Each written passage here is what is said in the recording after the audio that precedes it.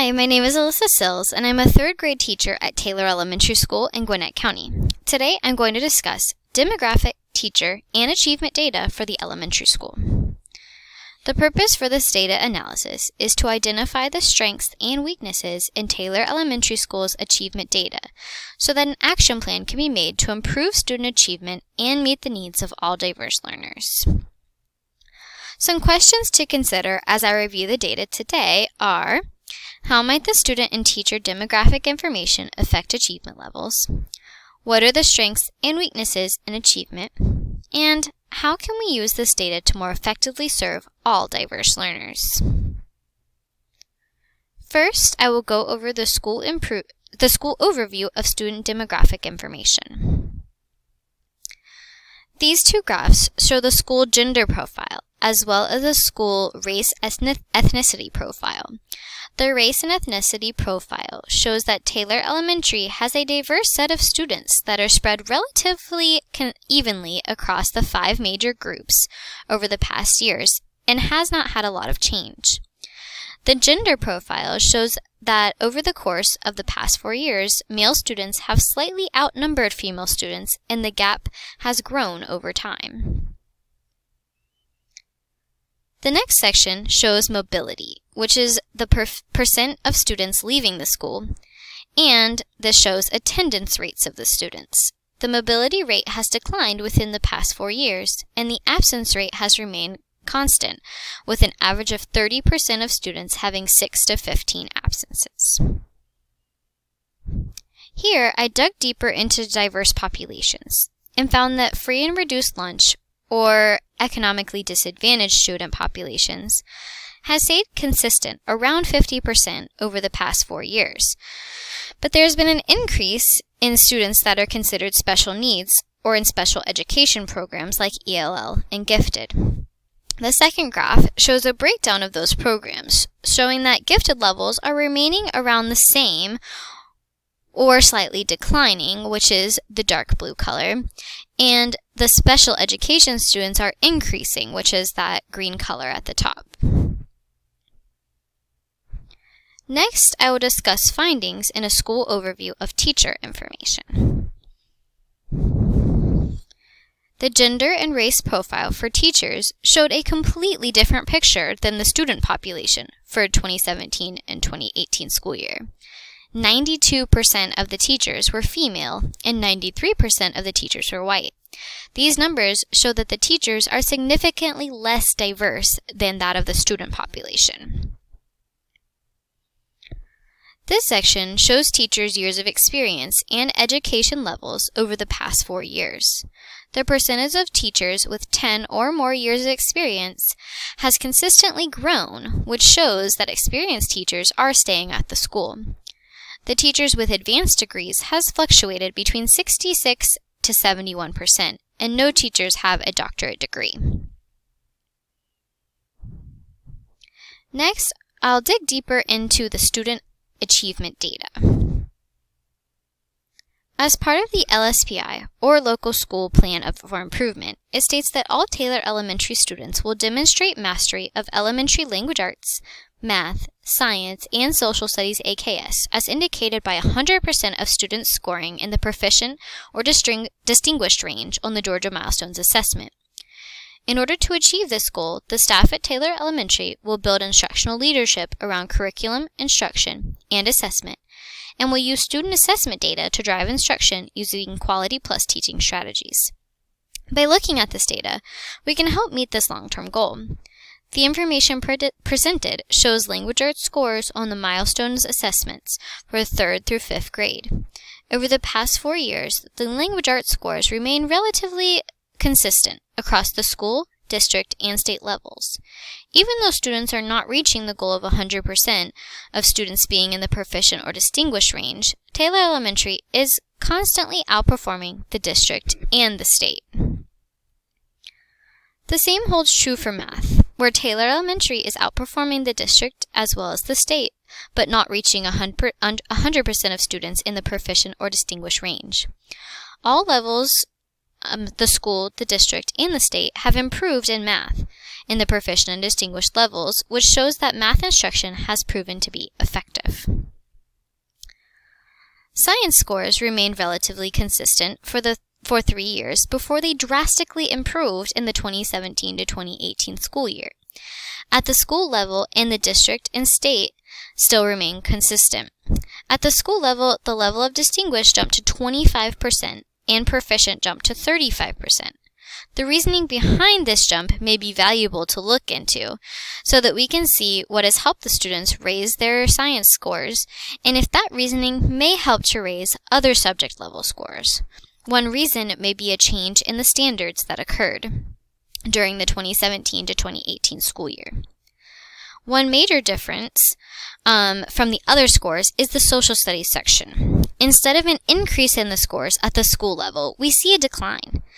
This is more aligned with the district and the state compared to the other subjects.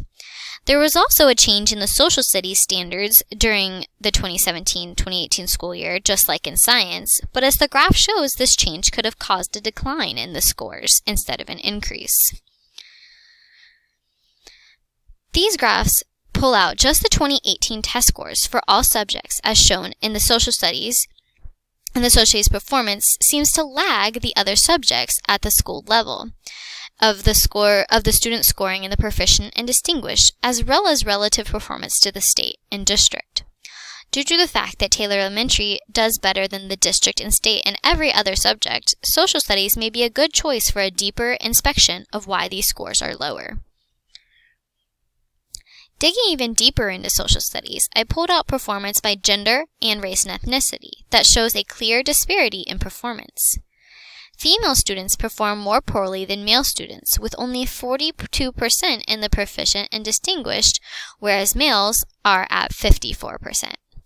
When looking at race and ethnicity, Asian students significantly outperformed other races, where 82% of Asians scored in the proficient and distinguished range compared to the school average of around 48%. Due to this significant difference in Asian student scores, I looked at the state and district's race ethnicity information for proficient and distinguished. The graph shows that the Asian disparity is much more extreme at Taylor than at the district and state levels, where Black and Hispanic test scores lag overall. This line graph shows the levels of performance in social studies for race and ethnicity since 2014. The graph shows that both Asian and Black students have shown improvements while other races' scores have declined. One change that stood out was in the 2016 to 2017 school year, the performance for all races dropped as the number of students that were tested declined. After looking at the race and ethnicity, I wanted to dig deeper into economically disadvantaged students' test scores. Even though the number of disadvantaged students stayed consistent around 50%, as shown at the beginning of the presentation, the largest disparity in performance between students of different economic backgrounds occurs in mathematics, showing that 26% fewer economically disadvantaged students scored proficient and distinguished. This data could mean that these students need more resources to help them with math. To take a closer look at math scores for students by economic background, this chart shows the disparity between students of different backgrounds has grown larger over the past 4 years. Both groups of economically disadvantaged, shown in red, and not economically disadvantaged, shown in green, have seen an improvement in scores, but the non-disadvantaged students have improved more drastically. This trend means that more emphasis needs to be placed on ensuring all diverse groups of students are receiving resources that fit their own diverse needs. After analyzing the data, there were strengths and weaknesses that are significant to analyze. Strengths include Taylor Elementary has a large population of experienced and well-educated teachers that has grown over the years. Taylor Elementary tends to outperform the state and the district in all subject areas. Science scores have drastically improved in the past 4 years. And math and language arts scores, which are the LSPI focus, have increased over the past 4 years. Some weaknesses include that there is a wide range of diversity in the student population, but the teacher population does not reflect the same amount of diversity. Male and minority students need role models. Social studies scores have declined over the past 4 years and are much closer to the district and the state level performance. And the performance gap between students with economic disadvantages and other students has grown, despite the school population remaining roughly 50-50 between the two groups, which we looked at in terms of the math scores in this presentation. When looking at the areas of improvement for Taylor Elementary, it is important to look at the local school plan for improvement to see the goals that need to be reached. The plan, as stated previously in this presentation, states that all Taylor Elementary students will demonstrate mastery of elementary language arts, math, science, and social studies AKS, as indicated by 100% of students scoring in the proficient and distinguished range on the Georgia Milestones Assessment. In order to achieve this goal, the staff at Taylor Elementary will build instructional leadership around curriculum, instruction, and assessment, and will use student assessment data to drive instruction using Quality Plus teaching strategies. This long-term goal is not being achieved based on the data, but this data gives us an insight on where we need to improve to help us reach this goal. The weaknesses indicate where we can improve and show us what actions need to be taken to make those improvements. So number 1 is based on the diversity of teachers. Due to the fact that the diversity of students does not match the staff at Taylor, we need to ensure that we are interviewing diverse candidates that will better reflect the student population. Number 2, we saw a decline in the social studies performance levels once the number of students that took the social studies milestones declined from 471 students to 155 students.